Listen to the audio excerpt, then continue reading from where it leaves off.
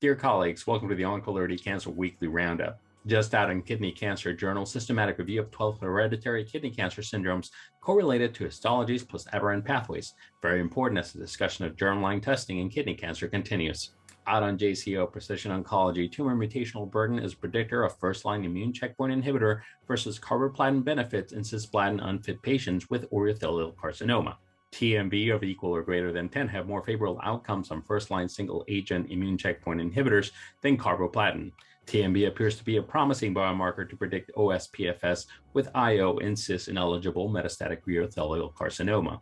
With GI cancers accounting for almost 20% of all cancers in the U.S., a very timely JCO special series just out on precision medicine and immunotherapy in GI malignancies.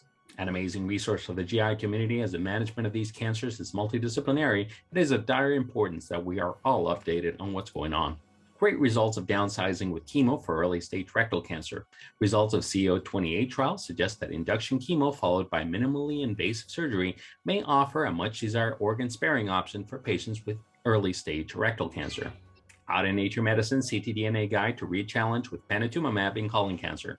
Immune microenvironment profiling of breast cancer metastasis sees increase in M2 macrophages in brain metastasis, worsen prognosis in HER2 disease. Gilead Sciences announced a statistically significant OS from the phase 3 TROPiCS-02.